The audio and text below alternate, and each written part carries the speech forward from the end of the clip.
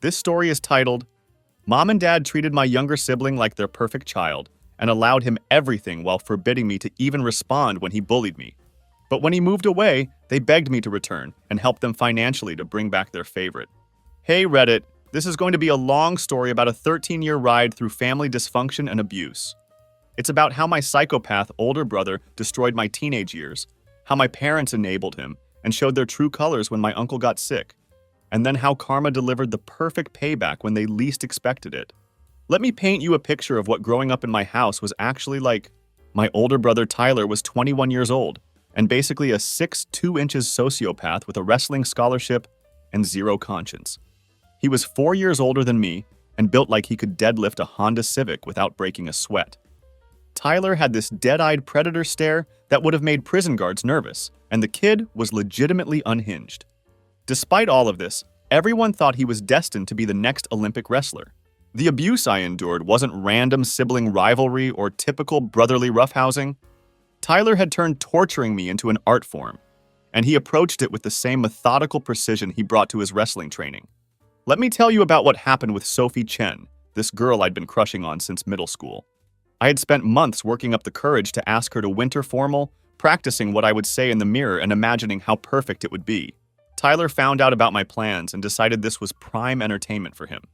The guy waited until lunch period when the cafeteria was packed with students, then walked up to Sophie's table with that predatory confidence of his. "Hey, Sophie," he said loud enough for half the school to hear. "My little brother's been stalking you for months, but he's too much of a coward to ask you out himself. How about you go with a real man instead?" Sophie said yes immediately, and who could blame her? Who wouldn't want to go with the star wrestler, the golden boy that everyone admired? Tyler made sure I was watching when he asked her, maintaining eye contact with me like he was marking his territory and establishing dominance. Then, just to twist the knife deeper, he dumped her 3 days before the dance. He told everyone she was just practice for his little brother's leftovers, like she was some kind of object to be passed around. The story spread through school like wildfire, becoming this humiliating legend about how Tyler had to ask out girls for his pathetic little brother who couldn't handle rejection. The damage to my reputation was devastating, and it followed me through the hallways for months afterward. Then there was what happened when I finally made junior varsity basketball as a sophomore. I had been practicing shots in our driveway for 3 solid years, working on my form every single day after school. I was finally developing decent form, and our coach thought I had real potential. I made the team on a Wednesday, and I was absolutely thrilled. This felt like my first real achievement, something that was mine and mine alone. Friday morning, Coach pulled me aside and said there had been complications. Tyler had somehow convinced him that having both brothers on teams would create favoritism issues and cause problems for the athletic department. I got cut before playing a single game, while Tyler continued wrestling varsity and would wave at me during matches with this sick, triumphant grin that made my stomach turn. The psychological warfare Tyler employed was absolutely next level, and he seemed to study my interests just so he could find new ways to destroy them. When I trained for months for this local 10K race, running every morning before school and meticulously tracking my times to see my improvement, Tyler discovered my plans. For the entire 6.2 miles of that race, Tyler ran right beside me, providing commentary designed to break my concentration and confidence. "You always breathe like that when you run?" he would say, matching my pace effortlessly. "Dad's going to be embarrassed if you collapse out here in front of everyone." When the final stretch came, Tyler sprinted past me like I was standing still, arms raised in victory, like he had just won the Boston Marathon. He spent the next month telling everyone who would listen how he had to slow down during the race to not embarrass his little brother too badly. The absolute worst thing Tyler did was systematically destroying my confidence with girls, and he seemed to take particular pleasure in this form of psychological warfare. Take Lisa Park, for instance. This brilliant girl in my AP chemistry class who actually seemed to like talking to me about science experiments and laboratory procedures. We had been lab partners for several weeks, and I was starting to think that maybe, just maybe, she was interested in me as more than just a study buddy. We had been working together on complex chemical equations and discussing our shared fascination with how different compounds interacted. Lisa would laugh at my jokes about periodic table elements, and she always seemed genuinely engaged when I explained my theories about molecular structures. When she suggested we have a study session at my house to prepare for our upcoming exam, I thought this might be my chance to get to know her better outside of the classroom environment. That's when Tyler showed up to our study session completely uninvited, barging into my room like he owned the place. He spent the entire evening telling embarrassing stories about me, each one more humiliating than the last. He told Lisa about how I used to wet the bed until I was 13 years old, sharing intimate details that should have stayed private within our family. He mentioned how I had never actually kissed a girl, despite being in high school, and made it sound like I was some kind of social pariah who couldn't function around the opposite sex. Lisa went from being interested and engaged to becoming completely uncomfortable and wanting to leave as quickly as possible. She never spoke to me again outside of the absolute minimum required for class requirements, and I could see the way she looked at me had changed forever. Tyler had successfully poisoned another potential relationship before it could even begin. The physical abuse Tyler inflicted was constant and calculated with scientific precision. He had actually studied exactly how to inflict maximum pain without leaving evidence that would get him in trouble with his coaches or college scouts. Tyler knew that any visible injuries could jeopardize his wrestling scholarship opportunities, so he became an expert in causing damage that wouldn't show up in photographs or medical examinations. His preferred methods included gut punches that left me dry heaving and gasping for air, but produced no visible bruising that anyone could point to as evidence. He perfected joint locks that made me see stars and feel like my limbs were being torn from their sockets, but didn't cause any permanent damage that would require medical attention. Tyler would use wrestling moves as excuses to grind my face into the carpet or slam me into walls, always claiming it was just practice or that he was trying to teach me self-defense techniques. His absolute favorite torture method was something he called motivation sessions down in our basement. During his regular workout routine, he would corner me while he was lifting weights and use me as a practice dummy for various wrestling techniques, all while delivering these brutal psychological beatdowns that were designed to destroy whatever self-esteem I had managed to build up. "You know why Dad introduces me as his son but introduces you as Tyler's little brother?" he would say while grinding my face into the workout mat with his knee pressed against my back. "Because you're not worth claiming as his own accomplishment. You're just something that happened to him by accident." These sessions would go on for what felt like hours, with Tyler alternating between physical domination and psychological destruction. He seemed to genuinely enjoy watching me break down, and he would study my reactions like he was conducting some kind of scientific experiment on human suffering. My parents witnessed all of this happening on a regular basis and treated it like it was natural selection in action. When I would complain about getting my lunch money stolen daily or being terrorized in my own home, my mother would dismiss my concerns with casual indifference. "Tyler's toughening you up," she would say, like systematic abuse was some kind of character-building exercise. "Boys need to learn hierarchy early in life, or they'll never succeed in the real world." My father was even worse than my mother when it came to enabling Tyler's behavior. He actively encouraged what Tyler was doing, treating it like it was some kind of leadership development program. "Good job keeping him motivated," he would tell Tyler, after particularly brutal sessions where I'd be left crying and defeated. "Real leaders know how to push their team to be better, and you're learning those skills early." The favoritism in our household was so extreme that it felt like I was living in some kind of parallel universe where normal rules didn't apply. When Tyler turned 17, he got a brand new Silverado truck as a birthday present, complete with custom rims and a premium sound system. When I asked for $8 for bus fare to get to school, I was told to earn what you want and figure out my own transportation. Tyler could throw massive parties that literally destroyed half the house, leaving broken furniture, holes in walls, and beer stains on carpets that would never come out. Instead of facing any consequences for this destruction, he would actually get thanked by our parents for being social and building networks that would help his future career. They saw his ability to attract crowds of people as evidence of his leadership potential and charisma. Meanwhile, I got grounded for leaving a single glass in the sink overnight. The double standards were so absurd that they bordered on comedy, except there was nothing funny about living through it day after day. When Tyler's grades started slipping during his junior year because he was spending more time partying than studying, my parents immediately hired private tutors and blamed his teachers for not understanding athlete schedules. They argued that educators weren't accommodating enough for students who had demanding sports commitments, and they threatened to file complaints with the school administration if Tyler's grades didn't improve. When I maintained a 3.9 GPA while working weekends to earn spending money, they said my grades should be higher, and maybe I needed to focus more on school instead of wasting time on those computer hobbies that would never amount to anything practical. The double standard became even more insane when it came to disciplinary issues at school. Tyler got suspended for putting some kid in the hospital during wrestling practice. And this wasn't an accident during a legitimate match, but really just Tyler losing his temper and going completely psychotic on another student. My parents hired expensive lawyers and threatened to sue everyone involved, from the school district to the other kid's family, claiming that Tyler was being unfairly targeted because of his success. When I got jumped by 4 seniors for being Tyler's weird little brother and came home with a black eye and split lip, my parents spent 25 minutes asking what I had done to bring this attack on myself. They wanted to know if I had been talking back to older students, if I had been acting disrespectful, or if I had somehow provoked this violence through my own inappropriate behavior. The message they sent was crystal clear every single day. Tyler was their investment, their prize, their ticket to living vicariously through someone else's achievements. I was the mistake they had to tolerate until I turned 18 and became someone else's problem to deal with. The only person in my entire extended family who treated me like I actually mattered was Uncle David, my dad's younger brother. This man was everything my father wasn't. Successful without stepping on other people, confident without being cruel, and actually interested in what I had to say instead of constantly comparing me to Tyler's supposed accomplishments. David owned a custom furniture business that he had built from absolutely nothing after getting out of the Marines.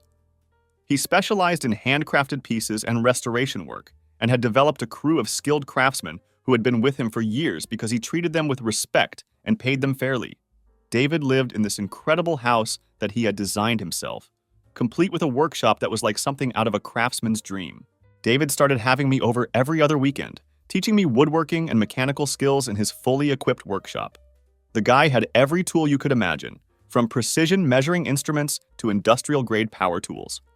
For a kid who loved building things and understanding how mechanical systems worked, it was absolutely paradise. More importantly, it was somewhere Tyler wasn't allowed to follow me. My parents had initially tried to make these visits about both boys, probably hoping David would help mold Tyler into an even more impressive specimen. But David shut that down immediately and made it clear that these weekends were specifically for me. He said Tyler already had plenty of attention and opportunities, and it was time someone invested in my potential for a change. That's where I learned real skills that would actually matter in life. Wood carving, furniture making, rebuilding engines, welding, operating power tools safely, understanding electrical systems. David treated me like a junior partner rather than some kid who was just getting in the way. He would explain why we did things certain ways, the reasoning behind different techniques, and he let me make mistakes without screaming at me or making me feel stupid. That's also where I met Ben, who was David's business partner's son and was dealing with his own version of family pressure. Ben's dad was this incredibly successful surgeon who had expected his kid to follow the exact same path and become a doctor. But Ben wanted to be an engineer and design things, to create and build rather than spend his life cutting people open in operating rooms. We bonded immediately over being the disappointing sons who didn't fit our family's predetermined molds and expectations. Ben was this lanky kid with thick glasses who could rebuild a carburetor blindfolded and explain how computer processors worked at the molecular level, but his dad saw him as a complete failure because he didn't want to spend his life in sterile operating rooms. "My old man thinks engineering is just applied mediocrity," Ben told me one weekend while we were installing a new sound system in David's truck, carefully routing wires through the dashboard. He says anyone who's smart enough to be an engineer should be smart enough to be a doctor instead. Like there's some kind of hierarchy where saving lives is automatically more important than designing the systems that make modern life possible. Ben became the brother I should have had from the beginning. We would work on projects together, covering for each other when family drama hit. And most importantly, he treated me like an equal instead of Tyler's defective younger model. There was no competition between us, no need to establish dominance or prove who was better at what. "Your brother's a complete piece of shit," Ben told me one day while we were troubleshooting a computer that had been giving David problems for weeks. "But you're going to be something special. You've got that thing where you can see how stuff actually works, how all the pieces fit together. That's not something you can teach someone." David's workshop became my sanctuary, the one place where I could actually relax and focus on building things instead of constantly watching my back for Tyler's next attack. Every other weekend, I could let my guard down and just be myself without fear of psychological or physical assault. "You've got natural mechanical intelligence," David told me, after I had figured out why his table saw was vibrating and fixed it by adjusting the belt tension. "That's something you're born with, something that can't be taught no matter how many classes someone takes. Tyler's never going to have that kind of intuitive understanding, no matter how many wrestling matches he wins or how much attention he gets. More importantly, David was teaching me that success didn't require destroying other people or stepping on them to climb higher. His crews respected him because he was competent and fair, not because he intimidated them into submission. His business was growing steadily because he did quality work and treated customers honestly, not because he cut corners or screwed over competitors to get ahead. Those weekends at David's place were the only times I felt like myself instead of just being Tyler's weird little brother who existed in his shadow. I could express my ideas without being mocked, work on projects without them being sabotaged, and actually experience what it felt like to have someone believe in my potential. The final straw that completely shattered any remaining hope I had for my family came during the fall of my senior year in high school. I had been working on this engineering project for the state science fair, building an autonomous, solar-powered car from scratch using parts I had bought with money I earned from working weekends with David. This wasn't some simple kit car model that you could assemble from pre-made components. I'm talking about a serious piece of engineering that represented months of research, design, and precision construction. The car featured a custom Arduino control system that I had programmed myself, a solar panel array that I had wired and calibrated, GPS navigation capabilities, and a whole suite of sensors that allowed it to navigate complex environments. I had spent months designing the chassis from the ground up, programming the navigation algorithms through trial and error, and fine-tuning the sensor array to respond to different environmental conditions. This was legitimately impressive work that had real scholarship potential, the kind of project that could open doors to engineering programs at top universities. The car could navigate complex obstacle courses that I would set up in David's workshop, mapping unknown environments and executing precise movement patterns with remarkable accuracy. I had programmed it to respond to voice commands, avoid moving obstacles in real time, and even return to its starting position from anywhere within a mapped area using nothing but its internal navigation systems. This was college-level automotive engineering that I had taught myself through online tutorials, trial and error, and countless hours of patient experimentation. David was incredibly proud of the work I had accomplished, often bringing his craftsman friends by to see what I was building. "This is professional grade stuff," he would tell his crew members who came by to inspect my work. "This kid's got engineering talent that most college graduates never develop. He's teaching himself things that people pay thousands of dollars to learn in university programs." Tyler discovered my project in my room on a Friday night when his girlfriend Brittany and 3 of his meathead teammates were over for one of their so-called study sessions. These gatherings were really just excuses to drink my parents' beer and make noise while pretending to be academically productive. I was upstairs in my room working on the final programming details, making last-minute adjustments to the navigation algorithms when I heard Tyler's voice getting louder and more animated downstairs. There was something in his tone that made my stomach drop. That particular quality his voice took on when he had discovered something he could use against me. "Yo, come check this out!" Tyler called to his friends, his voice carrying that fake enthusiasm that always meant trouble was brewing. "Little bro's been building cars in his spare time. Pretty nerdy stuff, but actually kinda cool when you look at it up close." I came downstairs to find them clustered around my workbench like vultures, with Tyler holding my solar car in his hands, like he had just discovered it himself. The casual way he was handling months of precision work made my stomach drop to my feet. This car represented everything I had worked toward, my ticket to a real future, and he was treating it like some toy he could play with. "Careful with that," I said, trying to keep my voice steady and non-confrontational. "It's for the state competition next week. There are a lot of delicate components that could get damaged if it's not handled properly." "Relax, little bro," Tyler said with that predatory grin spreading across his face, the one that meant he was about to destroy something I cared about. "I'm not going to break your little toy. I'm just showing my friends what you've been working on all these months. This is actually pretty impressive work." Pretty. But something in his expression had shifted, and I could see the wheels turning in his head. I recognized that familiar look he got when he was calculating how to inflict maximum psychological damage. This wasn't admiration or brotherly pride. This was Tyler realizing he had found the perfect weapon to use against me. "Actually, this is pretty impressive work," Tyler continued, his voice taking on that fake enthusiasm that always preceded something terrible. "Brittany, you're good with Instagram, right? This would make a sick post for my feed. Check out this amazing solar car I built for state competition. All that engineering knowledge finally paying off. Tyler, no, I said, panic creeping into my voice as I realized what he was planning. That's not yours. You can't just take credit for months of my work. People will know it's not something you built. Can't just what? Tyler's voice went cold instantly, that dead-eyed psychopath look taking over his features like a mask slipping into place. Can't be proud of my family's achievements? Can't share cool stuff with my friends? What exactly are you accusing me of here? His teammates were snickering now, sensing the shift in energy and anticipating the entertainment that was about to unfold. They had seen Tyler destroy me before, and they knew this was going to be another show worth watching. Brittany had her phone out already, filming Tyler as he posed with my solar car like he was some kind of tech genius who had just revolutionized automotive engineering. This represents months of work, I said, desperation making my voice crack in a way that only encouraged Tyler further. It's my only shot at a decent scholarship, my only chance to get into a good engineering program. Please just put it down and walk away. You know what? You're absolutely right, Tyler said, his voice dripping with mock sincerity. This is your work, your months of effort and dedication. You put your heart and soul into this project, and you should definitely have it back exactly the way you left it. The moment hung in the air like a held breath, and I knew what was coming but felt completely powerless to stop it.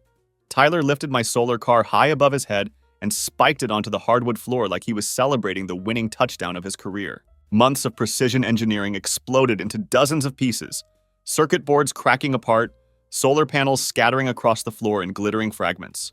But Tyler wasn't finished with his performance. He started stomping on the wreckage with his boots, grinding delicate components into the hardwood floor while maintaining direct eye contact with me. His friends were filming the entire destruction, laughing and cheering like they were watching the most entertaining thing they had ever seen. Oops, Tyler said with mock concern, surveying the destroyed remains of my project. Guess your little toy wasn't as tough as you thought it was. Maybe next time you should build something that can handle the real world instead of these fragile pieces of garbage. Something in my brain just completely snapped at that moment. All those years of taking his abuse without fighting back. All those times I had backed down and let him win. All the accumulated humiliation and psychological torture. It all exploded out of me at once in a wave of pure rage. I charged at him without thinking, which was exactly what Tyler had been hoping for. This gave him the excuse he needed to really hurt me while making it look like self-defense. He caught me mid-tackle like I was a practice dummy, using my own momentum against me, and introduced my face to the wall hard enough to crack the drywall and leave a visible dent. Then Tyler grabbed me by the throat and started systematically working me over while his audience cheered and filmed every moment. This wasn't random violence. This was a calculated beating designed to cause maximum pain and humiliation. This is what happens when you forget your place, Tyler said between punches, each word punctuated by another blow to my ribs or face. This is what you get for thinking you matter in my house, for believing that you could ever be anything more than my pathetic little brother. When the beating was finally over, I was curled up on the floor in a fetal position, with my own blood covering my nose and mouth. Tyler stood over me like some kind of conquering hero, breathing heavily from the exertion, but clearly satisfied with his work. Clean this mess up, he told me, gesturing dismissively to the car wreckage scattered across the floor. And next time, remember who's in charge around here. Next time, think twice before you try to act like you're something special. His friends were high-fiving him like he had just won the state championship, congratulating him on putting me in my place and teaching me a valuable lesson about respect. They were treating this brutal assault like it was some kind of entertainment, like watching me get beaten unconscious was the highlight of their evening. When my parents rushed into the room after hearing the commotion, they saw me bleeding on the floor, surrounded by the destroyed electronics that had represented months of my work. Instead of checking if I needed medical attention or asking what had happened, their first instinct was damage control for Tyler's reputation and image. What did you do to embarrass your brother in front of his friends? My mother demanded, not even bothering to see if I was seriously injured. Why can't you just leave him alone when he has company over? Can't you show some basic respect when he's trying to study? My father was even worse, immediately starting to apologize to Tyler's teammates for my inappropriate behavior and obvious lack of respect. He was more concerned about what Tyler's friends would think of our family than he was about his own son lying in a pool of blood on their precious hardwood floors. Sorry about this, boys, Dad said to Tyler's friends while I was still spitting blood. Little brother doesn't understand boundaries yet, but he's learning. Tyler's just trying to teach him how to behave properly. Tyler's friends were eating up every word, talking about how cool my parents were for understanding the situation and how lucky Tyler was to have family that supported him no matter what. My mother was nodding along enthusiastically, actually thanking Tyler for keeping me in line and apologizing to Brittany for having to witness my tantrum. They made me clean up the destroyed car pieces while I was still bleeding from my nose and mouth, forcing me to gather up the fragments of my destroyed dreams while Tyler and his friends continued their party downstairs. Then they sent me to my room to think about what I had done wrong and how I could avoid provoking Tyler in the future. Tyler and his friends got to stay downstairs, where they were treated to pizza and praised for handling the situation so maturely. My parents spent the rest of the evening joking with Tyler's friends about how I had finally learned my lesson and probably wouldn't act up again anytime soon. That night, lying in bed with cracked ribs and a face that looked like abstract art, I could hear them laughing about the incident downstairs. My own parents were joking with Tyler's friends about my beating, talking about how it was good parenting and how Tyler had done exactly the right thing to put me in my place. They were proud of what had happened. They thought Tyler's violent assault was good parenting, effective discipline that would help shape me into a better person. They genuinely believed that watching their older son beat their younger son unconscious was a positive family moment. That's when I made the phone call that changed everything. I called Uncle David. "Pack everything important," David said without hesitation, his voice deadly serious when he heard what had happened. "I'll be there in 35 minutes. Don't let them talk you out of this, and don't let them convince you that this is normal family behavior." David showed up in his pickup truck and took one look at my battered face. His expression went from concerned to absolutely murderous in the span of about 3 seconds. He walked me to his truck without saying a single word to my parents, who were watching from the window but didn't have the courage to come outside and face him directly. "Jesus Christ," David said once we were driving away from that house, his knuckles white on the steering wheel. "How long has this kind of systematic abuse been going on? How long have they been letting Tyler torture you like this?" I told him everything during that drive. Not just the solar car incident, but years of systematic abuse, psychological torture, and parental enabling that had made my life a living hell.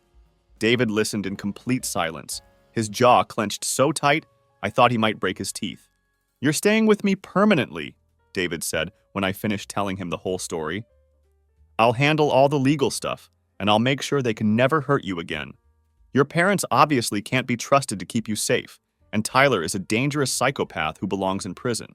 Ben was waiting at David's place with ice packs and genuine concern for my welfare.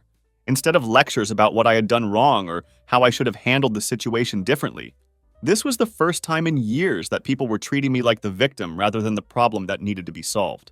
David managed to get emergency custody of me without much of a fight from my parents, which tells you everything you need to know about their priorities. They were actually relieved to have me off their hands, so they could focus completely on Tyler's wrestling career without the distraction of dealing with their problem child, who never seemed to appreciate their efforts. I moved into David's place permanently and started attending a new school where I could walk down hallways without constantly watching my back for the next attack. For the first time in my teenage years, I could focus on my classes without wondering what Tyler would destroy next or how he would humiliate me when I got home. Ben transferred to my new school, and we started building our future together like the brothers we should have been from the beginning. We worked summers learning real woodworking and business skills from David, absorbing everything he was willing to teach us about craftsmanship, customer service, and running a legitimate operation. I started a small computer repair service that actually made decent money, nothing crazy or revolutionary, but honest work that I was genuinely good at and that people in the community appreciated. For 3 wonderful years, life was actually good in ways I had never experienced before. I had a family that supported my goals and believed in my potential. I had friends who respected me for who I was, rather than seeing me as someone to be dominated or controlled. Most importantly, I had a future that didn't involve constant fear and humiliation, a path forward that I could actually get excited about. Then David got the news that changed everything and shattered our peaceful existence. It started with David feeling tired all the time, losing weight without trying, and struggling to maintain the energy levels that had always defined his approach to life. He had always been this powerhouse of energy and enthusiasm, but suddenly he was struggling to keep up with the physical demands of his workshop. When the fatigue got bad enough that David was falling asleep during client meetings and having trouble concentrating on complex projects, Ben finally convinced him to see a doctor and get some answers. The diagnosis came back as stage 3 lung cancer, and the doctors gave him maybe 15 months with aggressive treatment. Possibly less if the cancer spread faster than they anticipated. "Well, that's not ideal," David said, after the oncologist delivered the devastating news, his voice steady and calm. Even when facing a death sentence, the guy was making jokes to keep everyone else from falling apart completely. That was just the kind of man David was, always thinking about other people's feelings, even when he was the one dealing with catastrophic news. You would think that this devastating news would bring our dysfunctional family together, right? That facing the loss of a loved one would make people put aside petty differences and focus on what really mattered during the time we had left together. You would be completely wrong about that assumption. My parents' reaction to David's cancer diagnosis was a masterclass in narcissistic selfishness and an absolute clinic in how to make someone else's tragedy all about yourself. Their first concern wasn't David's health or how to support him through the most difficult period of his life. Instead, they were worried about how his illness would affect their social standing and financial situation. "This is so difficult for us," my mother complained during their one obligatory visit to David's house after he received his diagnosis. "Having to deal with cancer in the family when we're already stressed about Tyler's college recruitment process. It's just one more thing we have to worry about when we're already stretched thin emotionally." My father was even more direct about his real concerns, showing his true colors in ways that were both shocking and completely predictable. "What's going to happen to the business when he—" Dad paused, not wanting to say "when you die" out loud, because that might sound insensitive. I mean, David's got a lot of valuable assets tied up in that company. Somebody needs to think about what happens to all that equipment and those client relationships. Here was David facing his own mortality, dealing with the reality that he had maybe a year left to live. And my parents were already calculating how his death might benefit them financially. They weren't thinking about spending quality time with him or making his remaining months as comfortable as possible. They were conducting estate planning discussions while he was still sitting right there in the room. But Tyler was in a league of his own when it came to pure, calculated cruelty. When word got around his college about my uncle being sick, Tyler actually told people that David probably deserved his cancer diagnosis for choosing a lifestyle that led to this kind of health problem. When I confronted Tyler about these comments during one of his rare visits home from college preparatory camp, he just shrugged like he was discussing the weather forecast or some other completely mundane topic. "Look, I'm not saying I'm happy about it," Tyler said, with that same dead-eyed expression that had terrorized me throughout my childhood. "But maybe this will teach him not to interfere with family business that doesn't concern him. He never should have gotten involved with your drama in the first place. This was the man who had literally saved my life, who had shown me what real family looked like when my own parents had failed me completely. David had rescued me from years of systematic abuse and given me a chance to become the person I was meant to be." And Tyler was essentially saying that David deserved to die for caring about me and interfering with their perfect family dynamic. I moved back in with David full-time to help him through his treatment, determined to be there for him the way he had been there for me when I needed it most. Ben and I took turns driving David to his chemotherapy appointments, managing his business operations when he was too sick to work, and making sure he had everything he needed to stay as comfortable as possible during this nightmare. Meanwhile, my parents visited maybe twice during David's entire battle with cancer, and they spent both visits complaining about how difficult everything was becoming for them personally. They talked about how they couldn't focus on Tyler's athletic career with all this medical drama happening in the background, and how they didn't have time to deal with family obligations when they were already stretched thin with their own responsibilities. David bore it all with incredible grace and dignity, never complaining about the complete lack of support from his own brother and sister-in-law. He never expressed any bitterness about their selfishness or their inability to show up when he needed them most. David just focused on whatever time he had left and making sure Ben and I were prepared for whatever came next in our lives. "Family isn't about blood," David told me one night after a particularly brutal chemotherapy session that had left him weak and nauseous. "It's about who shows up when you actually need them, who stands by you when things get difficult. You two have been more family to me than I had any right to expect, and I'm grateful for every day we've had together." The final blow came during David's last few weeks when he was in the hospital and barely conscious most of the time. My parents finally showed up for what everyone knew would be their last visit, their final opportunity to say goodbye to someone who had been an important part of their lives for decades. Instead of offering comfort, support, or even basic human decency, my father walked into David's hospital room and said something that will haunt me for the rest of my life. You know, David, maybe this is God's way of teaching you that family comes first. You never should have interfered with how we raised our boys, and maybe now you understand the consequences of getting involved where you don't belong. David was too weak to respond to this cruelty, but I saw the hurt flash across his eyes. Even in his final days, when he should have been surrounded by love and support, my father felt the need to twist the knife one more time and make sure David knew that he had been wrong to help me escape their abuse.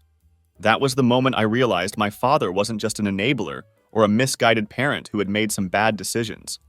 He was genuinely cruel, a person who could look at his dying brother and use that moment to score points in some twisted psychological game.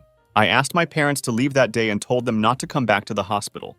David deserved to spend his final days surrounded by people who actually loved him and cared about his well-being, not selfish parasites who were looking for ways to make his death about themselves and their own grievances. David passed away on a Tuesday morning in November, with me holding his hand while he took his final breaths. Ben was there too, along with Martinez and several other guys from David's crew who had become like father figures to me over the years. These men, who weren't even related to David by blood, showed more love and respect in those final moments than his own family had shown during his entire illness. My parents showed up for the funeral, of course, because appearances mattered to them and they needed to be seen as the grieving family members who had lost someone important. They spent most of the memorial service talking with David's craftsman friends and business associates about how difficult this loss was for them personally and how much they would miss their dear brother. Tyler came home from college for the funeral and spent the entire service texting on his phone, occasionally looking up when people offered their condolences. When mourners approached him with sympathy, he would give them this practiced, sad smile and talk about how David was finally at peace and no longer suffering. A week after we buried David, his lawyer called to schedule a reading of the will. The meeting was scheduled for a Saturday morning at Morrison's law office downtown. My parents showed up dressed in their best formal outfits, clearly expecting this to be a significant financial event that would benefit them substantially. Tyler drove down from college, probably figuring he would inherit enough money to cover his remaining tuition and maybe buy himself something nice. The lawyer, Morrison, was a guy who had known David for 18 years and had helped him build his business from the ground up. He got straight to business without any unnecessary pleasantries, pulling out a thick document that represented David's final wishes. David was very specific about his intentions, Morrison began, adjusting his glasses as he prepared to read from the official document. He updated this will 8 months ago when his diagnosis became terminal, and he wanted to make sure there would be no confusion about his decisions. Morrison started with some smaller bequests first: tools and specialized equipment going to various members of David's crew, donations to local charities that had been important to him, and other personal items distributed to friends who had meant something to him over the years. These seemed like reasonable, expected provisions that honored David's relationships and values. Then Morrison dropped the nuclear bomb that changed everything. To my nephew, who showed me what family actually means when my own blood relatives turned their backs on me, Morrison read in his steady professional voice. I leave my house, my entire business, including all associated assets and equipment, and the remainder of my estate, including all savings and investment accounts. The silence in that conference room was absolutely deafening. You could have heard a pin drop as the full implications of David's decision sank in. My parents went through about 6 different emotions in the span of 10 seconds. Confusion, disbelief, shock, anger, and finally pure, unfiltered rage. That can't be right, my father said, his voice shaking with a mixture of disbelief and fury.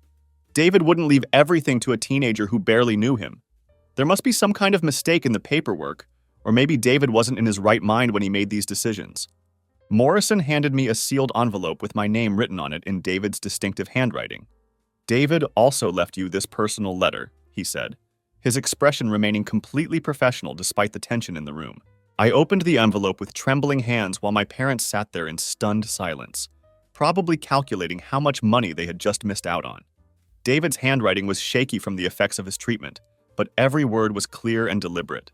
To my real son, the letter began, you showed me what family actually means when the people who shared my blood treated me like a burden and an inconvenience. You were there when I needed you most, while the people who should have cared about me turned their backs and made my illness about their own problems. The letter continued. You earned every bit of this inheritance by being the man they couldn't be, by showing loyalty and love when it actually mattered. You didn't just inherit money and property. You inherited the responsibility to be better than they were and to build something meaningful with what I'm leaving you.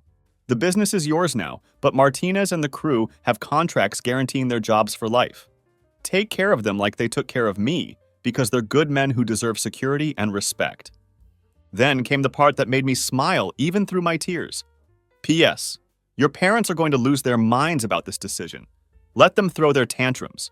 You owe them absolutely nothing." The letter was like David speaking from beyond the grave, validating every decision I had made and every sacrifice I had endured during those difficult years. Even in death, he was still protecting me and making sure I knew that I had been worth saving. My parents absolutely lost their shit when the full reality hit them. "This is complete fraud!" my father was shouting, his face turning purple with rage. David was obviously manipulated and coerced. He wasn't in his right mind during those final months.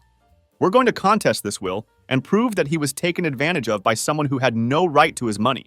My mother was screaming about how unfair the whole situation was and how they deserved something substantial after everything they had been through with David's illness. She was acting like David's death was primarily a tragedy that had happened to her, rather than something that had happened to David himself. Tyler was absolutely the worst, immediately demanding that I share what Uncle David had stolen from the family because we were brothers and families should stick together during difficult times. The entitlement was absolutely unreal. These people who had treated David like garbage while he was dying now felt they deserved his life's work because they happened to share some DNA with him. "You were supposed to be the family failure," Tyler said, his carefully maintained mask finally slipping completely off his face.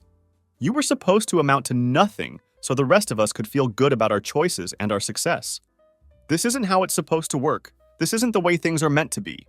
Morrison calmly explained that the will was completely ironclad and had been prepared with exactly this kind of reaction in mind.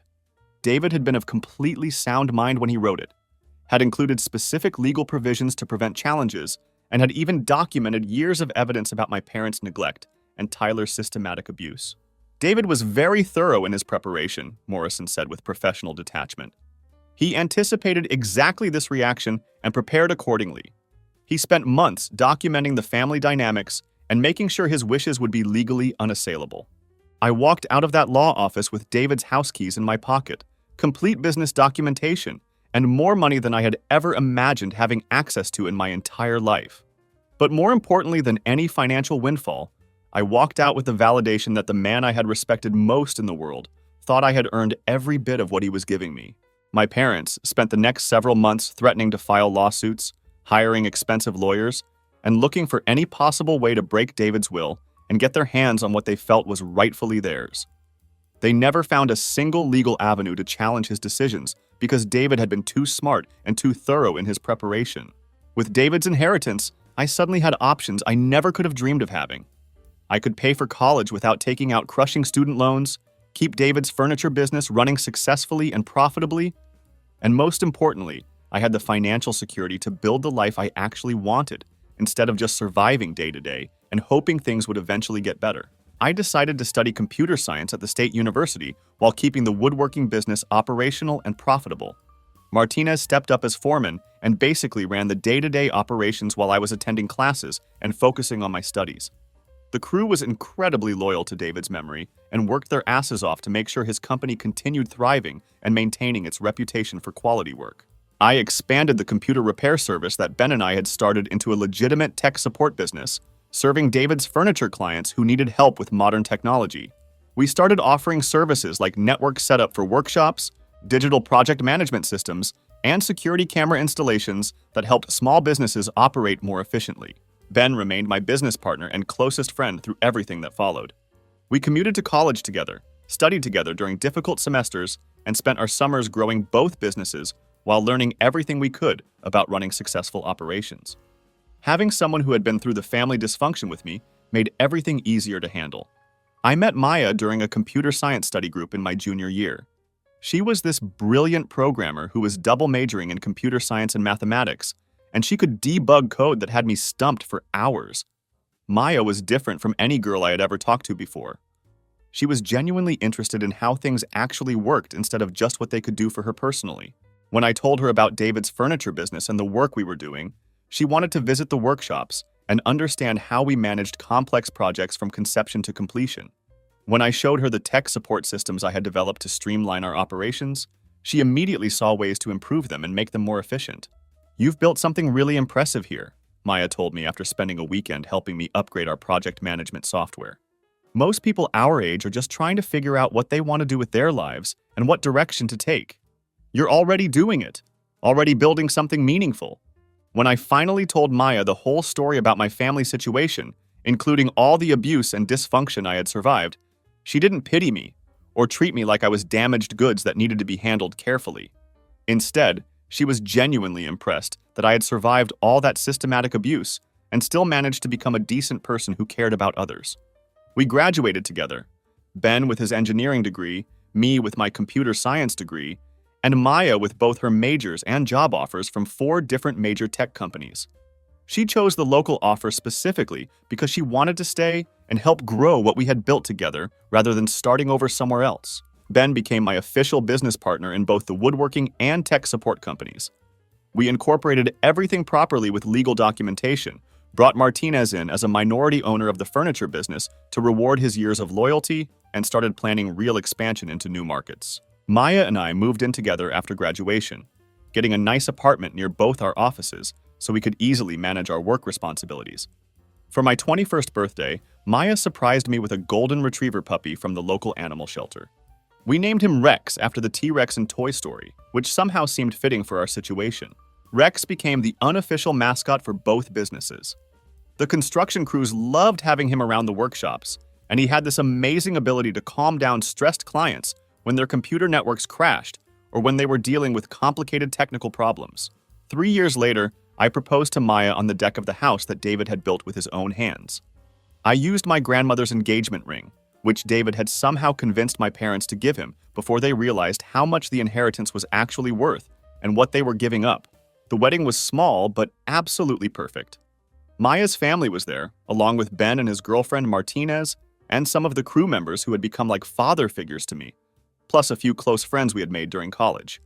It was exactly the kind of celebration David would have wanted, focused on the people who actually mattered rather than trying to impress anyone or put on some kind of show. 4 months after the wedding, I was working late in my office, trying to finish up some project documentation before a client deadline, when my phone rang with an unknown number. Something made me answer it anyway.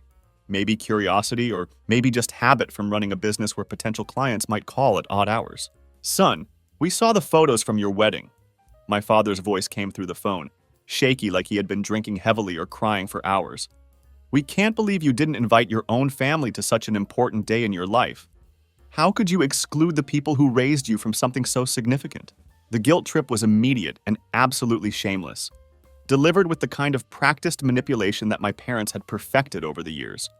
They talked about how I had broken my mother's heart by excluding them from my wedding day, how Tyler was devastated to miss his little brother's special moment, and how they deserved to be there despite everything that had happened years ago.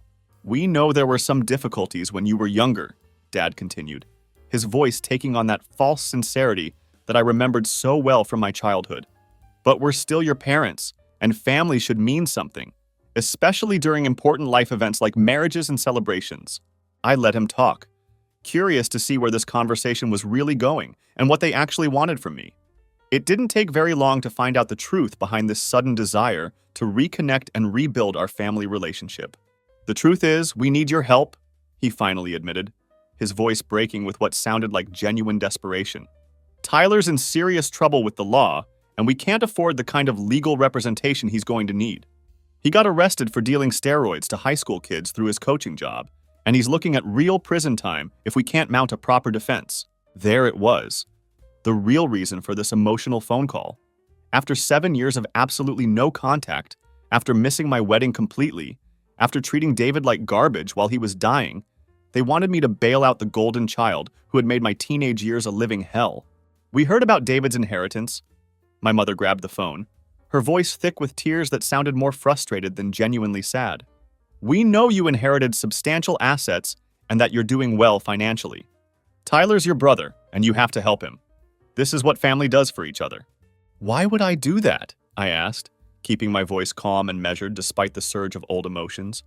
"Because we're family," Mom started sobbing dramatically, like she was performing in some kind of tragedy. "Despite everything that happened in the past, We're still your parents. We gave you life, we raised you, we provided for you. And now when we need help most, you're the only one who can save us from this nightmare. You didn't raise me, I said quietly, letting that truth hang in the air between us. David raised me. You just provided the house where the abuse happened.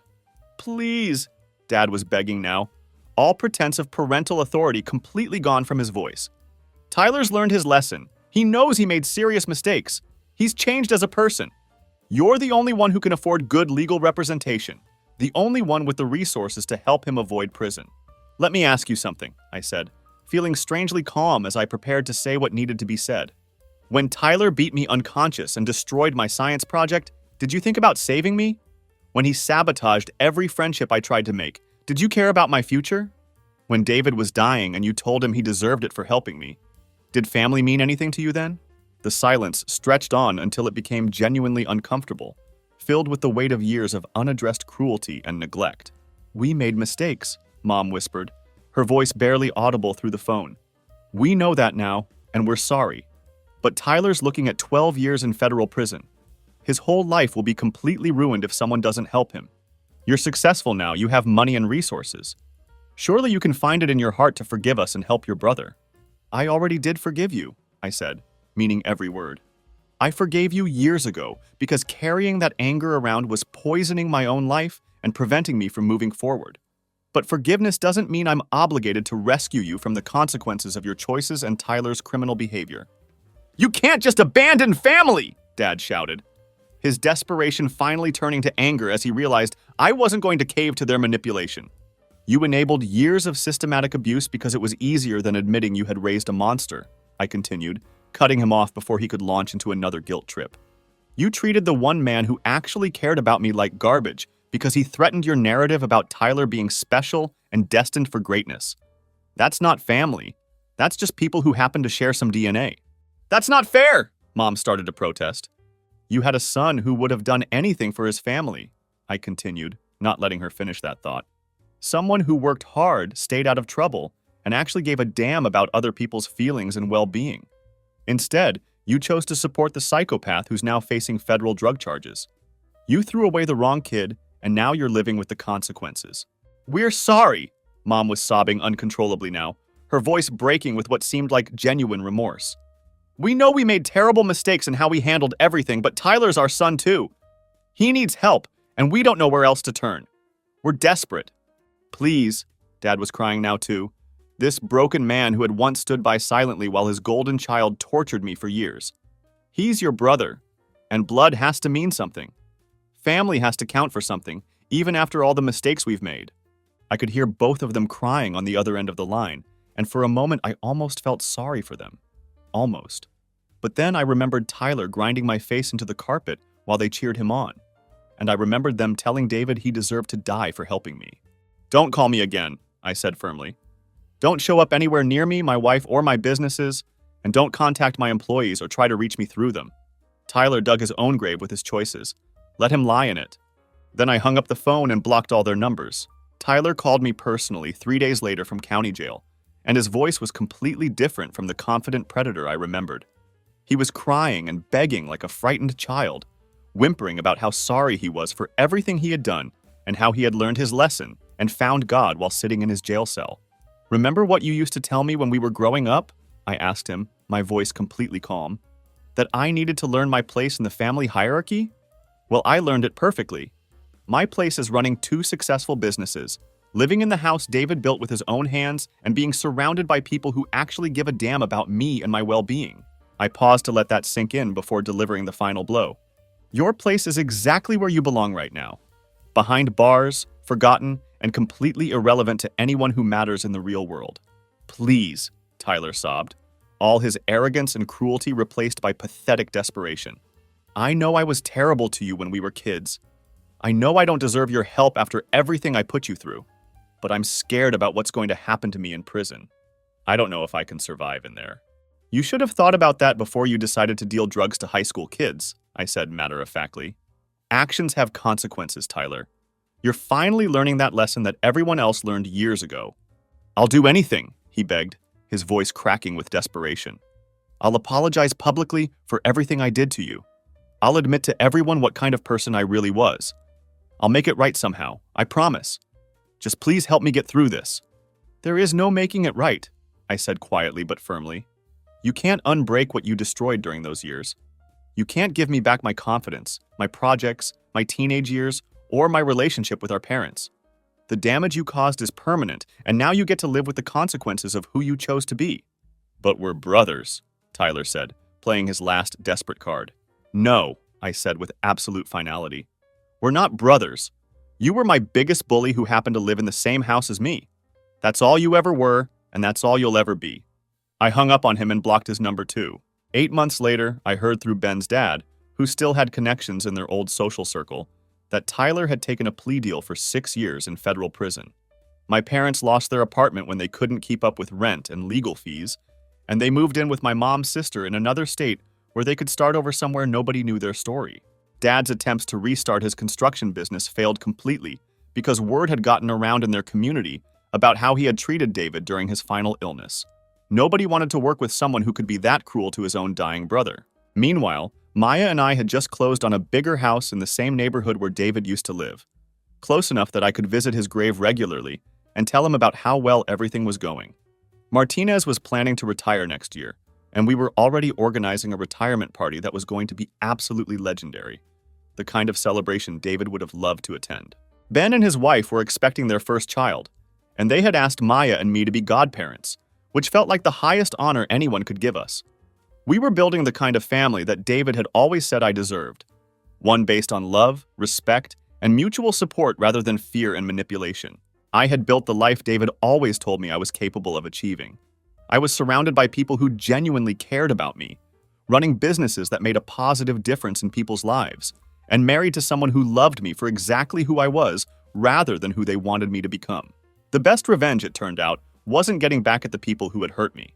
The best revenge was proving them wrong by becoming successful and happy despite everything they had done to try to break me down. While they were dealing with the consequences of their choices, I was living proof that their abuse hadn't defined me or limited what I could accomplish.